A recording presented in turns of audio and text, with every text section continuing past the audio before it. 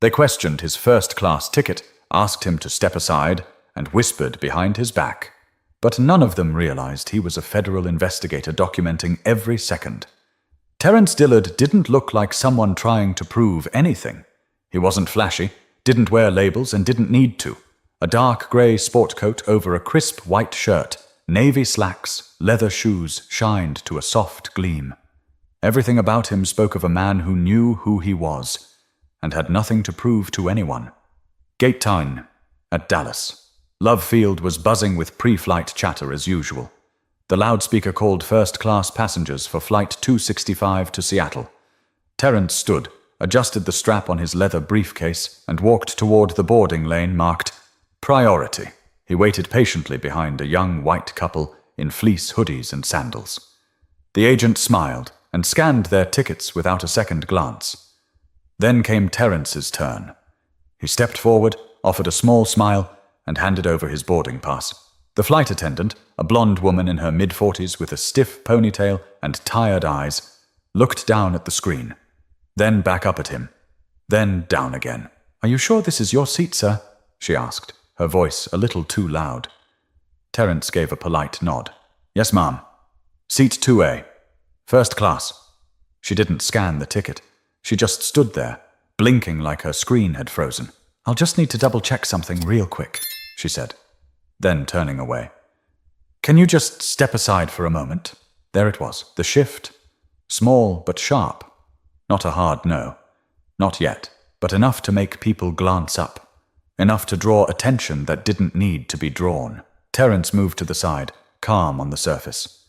Inside, he felt that familiar flicker. Not anger. Not yet. Just a deep, internal sigh. He'd seen this kind of thing before, more times than he could count. But this time it wasn't just happening to him. It was happening while he was on duty. Even if no one around him knew it yet, he watched the line move forward. No one else was questioned. A teenager in an oversized hoodie strolled past and scanned in without a word. A man in a faded fishing cap winked at the flight attendant as he passed. She chuckled, scanned him in, and didn't even glance at his name. Terrance checked his watch. He wasn't in a rush. He had blocked off the entire day for this trip, and if anything, delays only added to the report he was mentally filing. The first-class line emptied. The woman returned, now with another attendant, younger, maybe mid-30s, redhead, wearing an expression somewhere between suspicion and confusion. They both looked at his boarding pass, then at each other. "I'm sorry, sir, but we're just trying to verify your seat assignment," the second woman said. Terrance kept his voice low and even. "What exactly are you verifying?" The older attendant shifted. "We're just not seeing this seat under your name in the system. It's probably a mix-up. Happens sometimes." He gently retrieved the boarding pass from her hand and held it up. "My name is Terrance Dillard. Seat 2A. TSA pre-check. And yes, I booked directly through the airline's website. Same as always." The second attendant's smile was tight. "It's probably just a glitch. Like she said, just need to confirm it with the supervisor. It'll be quick." He gave a short nod and stepped further to the side. Behind him, a few passengers whispered. Someone 2 rows back laughed under their breath. One man muttered, "Knew this would happen," just loud enough for Terrance to hear. He said nothing, just stood, watching the gate agent pick up a phone and make a quiet call. Watching people glance his way, then look away quickly, pretending not to see. He adjusted the strap on his briefcase again. Not out of nerves, but routine. People saw a man standing alone at a gate, being questioned, and they filled in the blanks themselves. They always did. But that hesitation was only the beginning. Terrance had stood there for 6 minutes. That might not sound like much, but in airport time, especially when you're being watched like you don't belong, it stretches long and uncomfortable, long enough for passengers to finish their drinks, adjust their headphones, and whisper little comments without even trying to lower their voices. The gate agent hung up the phone and turned back to him with the same practiced smile that didn't reach her eyes. "Our supervisor is on the way. Just a moment longer." Terrance gave a simple nod. Still composed, still quiet. Behind him, a middle-aged man in cargo shorts and a Seahawks cap leaned over to the person next to him and said, Guess first class ain't for everyone. The person chuckled. Terrance caught it. Of course he did. But he let it go. He'd spent years mastering that, filtering out noise, swallowing pride without losing himself. That was what his mother taught him. Never let small people pull you out of your place. Then another attendant came from the jet bridge. This one older, grey hair, tall, looked like she'd been with the airline for decades. She didn't introduce herself, didn't offer a greeting, just walked up and said, "What seems to be the issue here?" The redhead jumped in. "We're having trouble verifying his seat assignment. It's not matching in the system." The older woman took the boarding pass from Terrance, looked it over for less than 3 seconds, then turned to the screen. She typed something, frowned, hit a few more keys. "It says 2A, she muttered. "Paid upgrade. Booked with rewards and cash. System shows confirmed." Terrance raised an eyebrow slightly. "So," the woman turned to him, "you can go ahead. Sorry for the delay." But even now, there was no apology for what caused the delay. No recognition of the way he'd been pulled aside, held up, stared at, quietly insulted. Just those 4 words. "You can go ahead." Terrance gave a nod. Not of thanks, but acknowledgement. As he moved forward, the man in the Seahawks hat leaned back in his seat and added, "Guess it worked out for you after all, huh?" Terrance didn't respond. He wasn't there to argue with small minds. He was there to watch, to record, and to remember. As he walked down the jet bridge, the flight attendant from earlier hurried alongside him. "We just want to make sure everyone's in the right seat," she said, trying to sound casual. "You understand." Terrance looked at her, his voice calm but sharp. "Do you say that to every first-class passenger, or just the ones that make you double-check?" She blinked, caught off guard by the directness. Well, it's just protocol." He stepped ahead of her, entering the plane. "Then you might want to update your protocol." The flight attendant didn't follow him further. A male flight crew member welcomed him aboard, barely glancing at his boarding pass. "Right this way, 2A, he said. Terrance took his seat. Window view. Clean, spacious. He placed his briefcase under the seat and sat back, eyes steady, mind racing. Across the aisle, a young white man in a Patagonia jacket scrolled through his phone, glanced at Terrance, then looked away. Not a word. That's how it usually went. A moment of tension, then silent. Everyone pretending nothing happened. The plane moved on. Life moved on. But Terrance wasn't just a passenger today. He was an observer, an auditor. And his job wasn't to move on. It was to pay attention. The flight crew began making their rounds. A drink cart squeaked into motion. Champagne was offered to all first-class guests. A small gesture, maybe standard. But it didn't feel standard anymore. Terrance accepted a glass, not out of interest, but to stay in character. He sipped, checked the seat pocket for the safety card, folded it open, and slipped a business card between the pages. A quiet breadcrumb, just in case. Outside the window, the baggage crew zipped around in orange vests. He watched them while the final passengers boarded. A family with 2 kids shuffled past, loud and tired.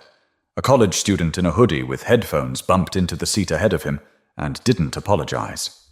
The flight attendant smiled at them all, cheerful as ever. No second glances, no checks, no just making sure tones. Only him. Only Terrance had earned that treatment today, but none of them had any idea who Terrance really was. The cabin lights dimmed slightly as the plane doors closed. The captain's voice came over the speakers with the usual pre-flight chatter.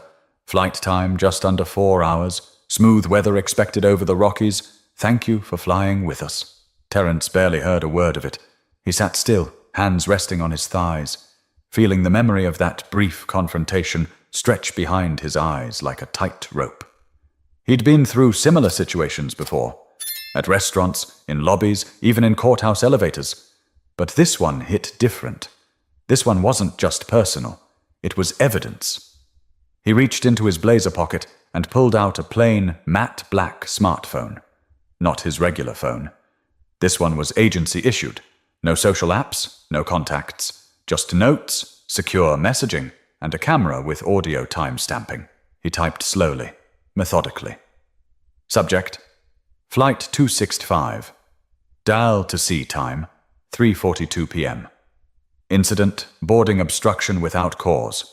Details: flight crew questioned seat validity without checking system. Supervisor confirmed booking in less than 30 seconds. No apology issued.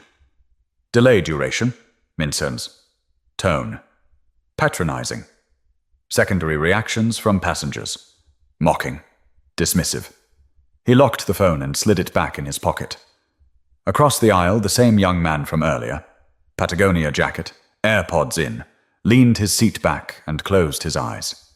A woman 2 rows behind unwrapped a protein bar with exaggerated crinkles. The world kept spinning. A male flight attendant came by offering warm towels. "Here you go, sir," he said to Terrance, with a cheerful nod that came a few beats too late to feel natural. Terrance accepted the towel and placed it untouched on the tray table. That performative kindness, it was always there, once you were no longer a problem. They smooth it over with small gestures, thinking it erases the disrespect that came before, as if a moist towelette could wash off the memory of being treated like a trespasser in a space you paid for. 15 minutes passed. The engines fired up. The plane began its slow crawl to the runway. Terrance glanced around the cabin. An older white man behind him was already asleep, mouth open. A businesswoman typed something quickly on her laptop, frowning at a spreadsheet. The world didn't pause. Not for indignity, not for discomfort, not even for the truth. Then, something caught his eye. Row 4, right side. A mother in her late 50s, brown skin, short curly hair, was making her way to the back with a toddler. Her boarding pass was in her hand. Her economy seat was farther down. She'd asked a flight attendant if she could just stand in first class with the child for a moment while he calmed down. The attendant, same redhead from the gate, shook her head. "I'm sorry, Mom, but this is the first class section. You'll need to move back now." "But I'm not asking to sit. Just standing, just for a minute." "Ma'am," the attendant said, louder this time. "You're blocking the aisle. You need to return to your seat." Terrance watched her shoulders drop. She gave a quiet, "Sorry," and walked down the aisle with the boy now squirming in her arms. 2 rows later, a white teenage boy came up from coach and leaned across a first-class seat to speak to someone. No one stopped him. No one asked him to move. Terrance took another note. People think discrimination always screams. Sometimes it whispers, in who's allowed to bend the rules and who's forced to obey every letter of them. The plane taxied to the runway. The cabin rattled gently, then lifted into the sky. Terrance turned to the window and watched the buildings shrink away beneath them. Then he closed his eyes for the first time since boarding. He didn't sleep. He thought about his job, about how often people asked if what he did even mattered, about the times people told him things aren't like that anymore. But it was only the first hour of the flight, and already he had more than enough to report. But the clock was ticking, and the audit had already begun. About an hour into the flight, the seatbelt sign blinked off and passengers started settling in. Terrance kept his tray up, hands folded, mind sharp. His job today was to observe, not just what was said out loud, but everything that wasn't. Body language, side glances, hesitations, all of it. The same red-headed flight attendant reappeared, now all smiles and soft tone. "Can I get you something to drink, mister?" She glanced at the manifest in her hand, pretending to check, even though she already knew. "Dillard," he answered evenly. "Just water." "Of course. And thank you for your patience earlier. We had a little tech hiccup at the gate. These things happen, you know." She gave a polite laugh, the kind that asked him to let it all go. Terrance smiled, but it didn't reach his eyes. "Do they?" The smile on her face faltered for a second, like a crack in plaster. He leaned back in his seat and added, "Interesting that the hiccup only seemed to apply to me. None of the other passengers in the first-class line were asked to wait." She opened her mouth, but nothing came out. Instead, she turned and went to fetch the water. That was when the passenger across the aisle leaned in slightly. Grey blazer, silver hair, maybe early 60s. He looked like the kind of guy who played tennis on weekends and golfed during the week. "Didn't mean to overhear," the man said, voice low. "But I saw what happened back at the gate. Bit ridiculous, if you ask me." Terrance turned to him. "Appreciate you saying that." "Yeah. They didn't question anyone else. Felt like they were checking something that had nothing to do with a boarding pass." Terrance nodded once. "You're not wrong." The man paused. "You fly often?" "I do," Terrance replied. The water arrived. The flight attendant placed it gently on his tray like it was fragile glass. "Let me know if you need anything else," she said, eyes flickering. Terrance waited until she walked off. Then he reached into his inner jacket pocket and pulled out his ID. It wasn't the usual kind. No fancy badge, no shiny emblem, just a clear federal credential with his name, title, and agency. Terrance Dillard, Senior Investigator, U.S. Department of Transportation, Office of Civil Rights and Aviation Compliance. He held it out briefly toward the silver-haired man, who blinked as he read it. "I'm not just a passenger," Terrance said. "I'm auditing this flight." The man's face went blank for a beat. Then he let out a short breath. "Well, damn," Terrance chuckled lightly. "Yeah. You do this often?" "Often enough. We run random, unscheduled assessments, see how people are treated, who gets flagged, who gets overlooked, what the patterns are." The man sat back. "And what do you do when you see it happening right in front of you?" "Document it," Terrance replied. "And sometimes, if it's blatant enough, we escalate."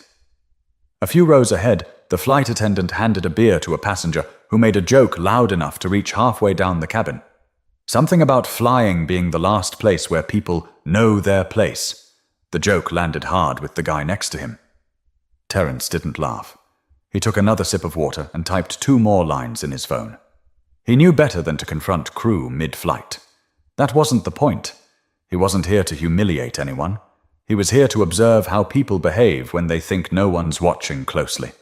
And today, they'd shown him plenty. An hour later, the flight crew distributed meals.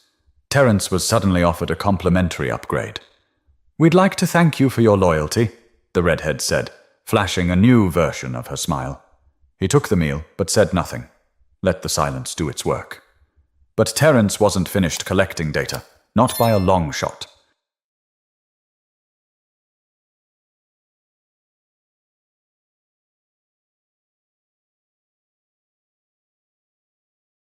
The scent of reheated chicken and buttered rolls drifted through the cabin, mixing with stale air and half-hearted conversation. Passengers around Terrance had mostly settled into their routines, movies playing on tiny seatback screens, phones glowing in tray tables, heads leaned back in silence. Terrance picked at his meal without much appetite. He didn't need food right now. He needed patterns, and he was seeing them, clear as daylight. The redhead made another round, asking each first-class passenger if they needed anything else. Her smile stiffened when she reached Terrance again. "All good here?" she asked. Terrance met her gaze. "So far." She moved on quickly. He glanced toward the divider curtain separating first class from economy. It shifted with every step the crew took, opening briefly to reveal slivers of life on the other side. That's where he noticed her. Row 19, aisle seat. An elderly Latina woman with weathered hands and a neck pillow tucked behind her. Her cardigan looked handmade, faded lavender, and she clutched a small paper bag like it contained something fragile. Every time the flight attendant passed, the woman raised her hand slightly. Not boldly, just enough to be noticed. And every time, she was skipped. The attendants walked past her like she wasn't there. Meanwhile, a white teenager in 21B, earbuds in, socks on the seat in front of him, got an extra ginger ale without asking. No hesitation, no delay. Terrance tapped his notes. Observed. Passenger in 19C requested assistance multiple times. No response. Neighbor received double service. He knew what this looked like, what it meant. Bias rarely arrived shouting. It came as silence. It came in who was seen and who wasn't. Then, something else. From 2 rows behind the woman, a voice, low, frustrated. "Yo, excuse me." "Hello?" Terrance sat up straighter. A young black man in his 20s stood halfway into the aisle. Denim jacket, short haircut, polite tone, but clear frustration in his voice. He was holding a carry-on bag that wouldn't fit in the overhead bin. "I just need to check if there's space in the front. This one's jammed," he said to the passing crew member. The flight attendant paused, didn't look at him right away. She sighed. "You need to sit down, sir. We'll handle that when we have time." "I've been trying since we boarded." "Well, that's not my problem." "Is it?" she replied, still not meeting his eyes. Terrance's eyebrows lifted. There it was again. The tone. No raised voice, no curse words, but the instant shift in demeanor, like she'd flipped a switch the moment she saw who was talking. The young man opened his mouth to respond, then stopped. He looked around, suddenly aware that people were watching, some with curiosity, others with discomfort. That pause was a choice, not wanting to be labeled, not wanting to be that guy mid-flight. He slowly sat down, the bag crammed awkwardly between his feet. The attendant walked away without a word. Terrance tapped his phone twice. Hit record. He captured the interaction. Didn't speak. Didn't move. Just documented. He knew this report was going to be longer than expected. He looked around again. 2 white passengers had wandered into the first-class curtain earlier. One to ask about flight duration, the other to request a pillow. Neither had been told to return to their seats. No tension. No sighs. No problem. Terrance closed the note-taking app and leaned back, letting the weight of what he'd seen settle. None of this surprised him. That's what made it worse. His job wasn't about catching people in the act. It was about proving, in black and white, what so many still denied. That some passengers are handled, others are helped, and most days it depended entirely on who was doing the asking. But back in economy, something happened that made him press record.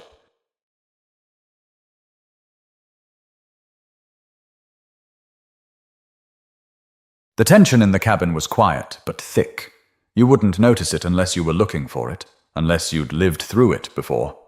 Terrance had, more times than he could count. He kept his phone recording as he shifted in his seat, eyes still on the young man in row 21. He looked barely 25. Clean cut, the kind of tired that came from trying too hard not to cause trouble. He kept adjusting his legs, trying to find a way to sit comfortably, with the oversized carry-on crammed under the seat in front of him. It wasn't working.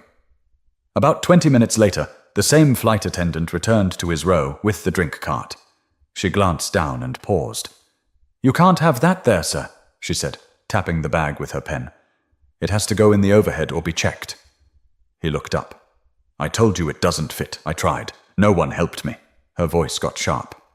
"That's not my fault. You're blocking the aisle space. We can't continue service with this here," I asked. "Twice when we boarded," he said, trying to stay calm. "You're being difficult," she snapped. "I'll need to notify the captain if you can't follow basic instructions." That did it. A woman across the aisle set her magazine down and looked over. The older lady in 19C clutched her bag a little tighter. Passengers started glancing up again. Whispers crept in.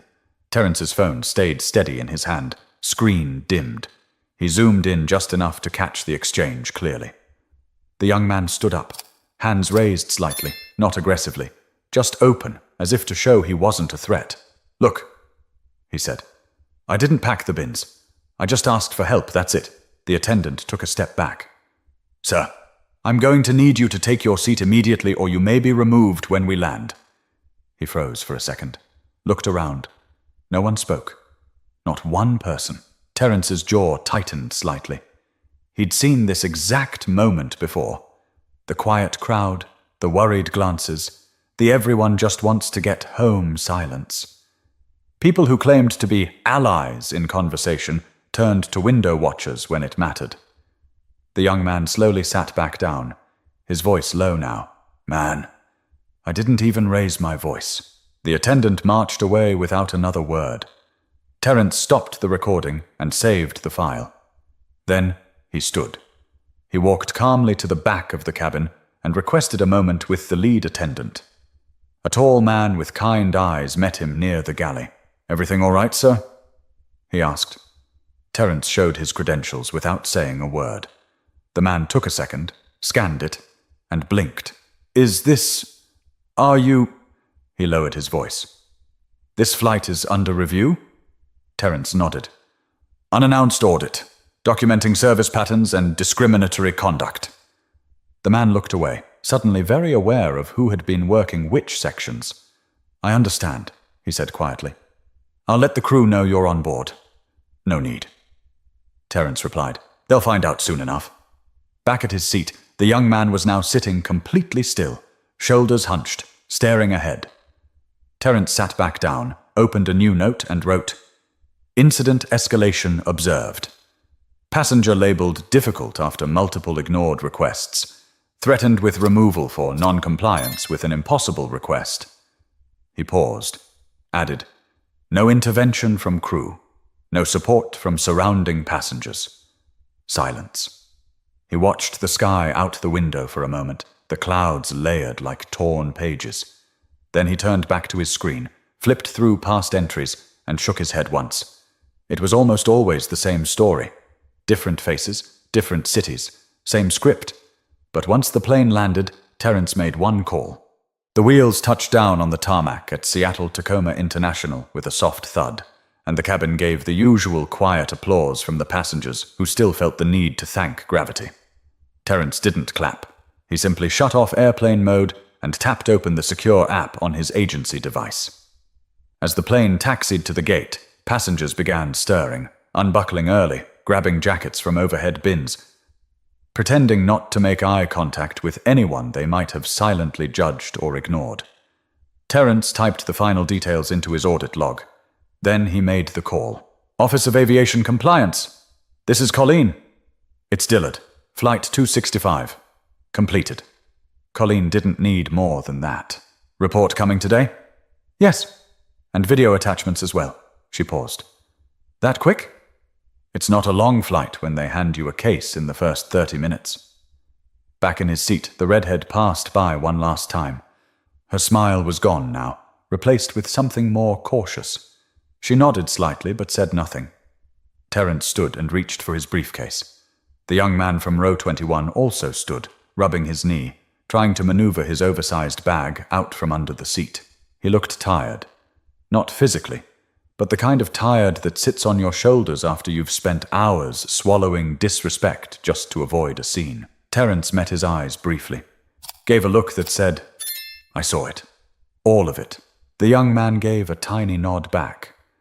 Just that. Nothing else. They exited the plane separately. At the terminal, Terrance stepped aside and pulled out his regular phone. He took a moment, then opened the notepad where he kept a different kind of record. One for himself. Seattle. Bias confirmed. Crew escalation patterns match prior incidents. Passenger treated as threat despite compliance. Witness silence consistent. He saved the file, exhaled slowly, and headed toward the escalators. By the end of the week, his full report was filed. Names were anonymized, video footage reviewed, timestamps analyzed. What the airline didn't know, not yet, was that this flight had become a case study. Not because of a massive blow-up, not because of a headline-grabbing incident, but because it revealed something far more common, far more dangerous, the pattern of everyday discrimination dressed up as procedure. 3 weeks later, the airline received a formal notice, a request for internal policy review. The crew from Flight 265 was called into meetings, some quiet, some not. HR terms were tossed around. One attendant resigned. 2 others were flagged for retraining, but none of that made the news. No public scandal, no press release, just another day behind the curtain of compliance. What did change was subtle. The airline added a new line to its first-class training module. Staff should be mindful of unconscious bias in seat verification procedures. It sounded bureaucratic, safe, tucked away between bullet points about boarding efficiency and customer service tone. But Terrance saw it. He knew what it meant. It meant they'd been watched, and that someone, just one person, had felt the weight of accountability, even if only for a moment. He was back in D.C. when he got a short message from Colleen. Incident 265, flagged for recurring pattern. Seattle route under ongoing review. That was enough. Not everything, but enough for now, because Terrance didn't do this work for attention. He didn't do it to go viral or start fights. He did it so fewer people would have to swallow the same silence he did. So the young man in row 21 wouldn't have to choose between being quiet and being labeled. So the woman in 19C wouldn't have to raise her hand again and be skipped. He closed the file, shut down his computer, and looked out the window of his small home office. Not at anything in particular, just the street, the world. The kind of ordinary moment where these stories begin, again and again. But for Terrance, this was never about punishment. On Saturday morning, Terrance sat at his kitchen table in Silver Spring, Maryland. No reports, no badge on the table, just him, a mug of black coffee, and the quiet hum of his refrigerator. He scrolled through the week's headlines: war, politics, another celebrity scandal. Nothing about Flight 265. No outrage, no statement from the airline, nothing. And that, he thought, is exactly why the work matters. He glanced over at the corner bookshelf, where a photo of his late mother sat framed in gold trim. Her smile always reminded him of Sundays, gospel music, and wisdom dressed up as casual advice. "Stay calm, baby," she used to say. "But never stay silent. Silence don't keep you safe. It just keeps you stuck." She knew something about being stuck. She'd worked for 38 years as a nurse in Cleveland.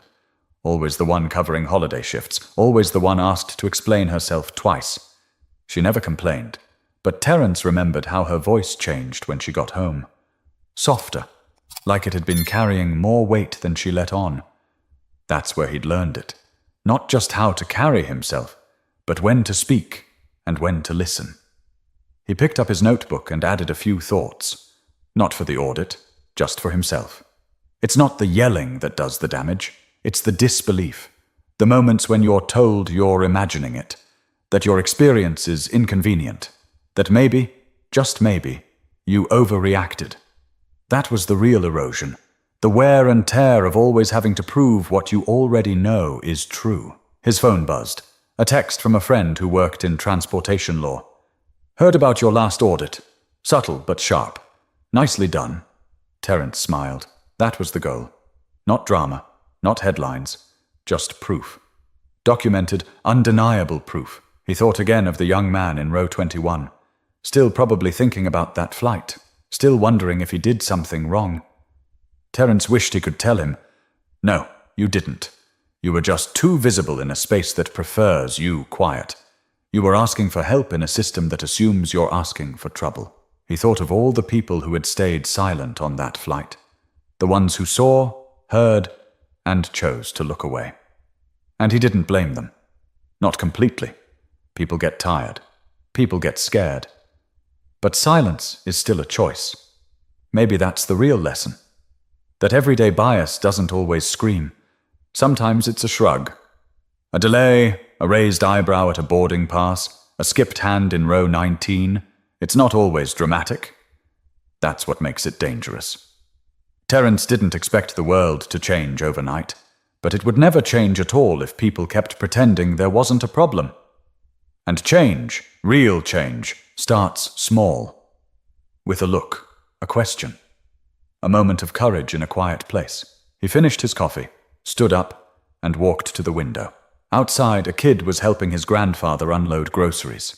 Nothing big, just life, unfolding on its own time. And that's what Terrance fought for. Not attention, not status.